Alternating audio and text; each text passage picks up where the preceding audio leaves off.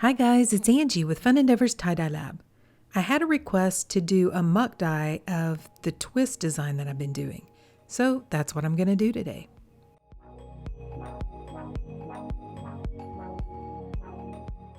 To twist the shirt, I'm going to grab the very end of one of the sleeves and just start twisting. I'm going to continue twisting until the shirt starts to twist in on itself.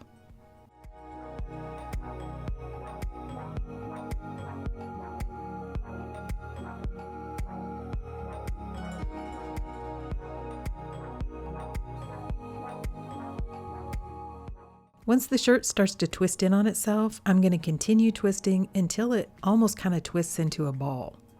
I'm going to tuck the ends into the center portion. And just for good measure, I'm going to go ahead and put a couple of rubber bands around the shirt.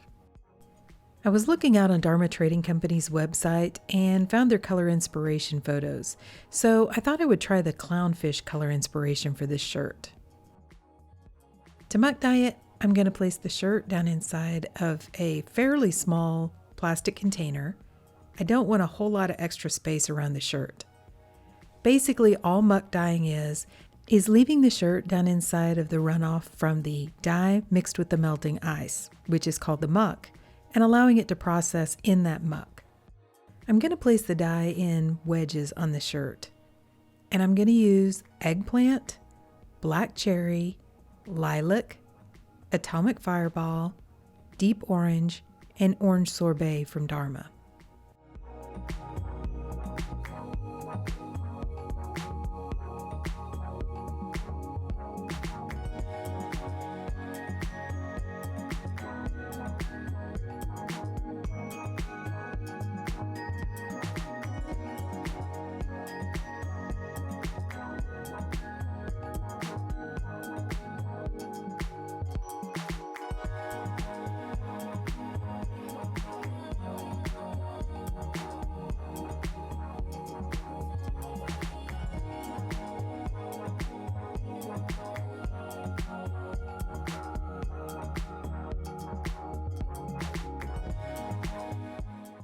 Once I have the dye on the shirt, I'm going to add an additional sprinkle of soda ash,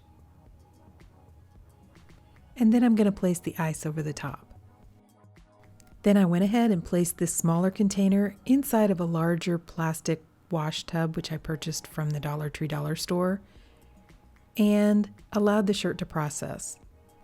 I waited until the ice melted, and then I left the shirt for probably about 24 more hours before I started rinsing it out.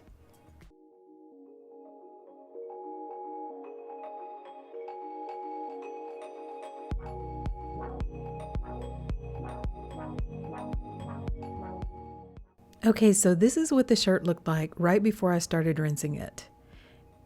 You can see it's not totally underneath all the muck. It's close, but not completely submerged. So I started rinsing the shirt like normal. I rinsed in cold water to rinse out the soda ash.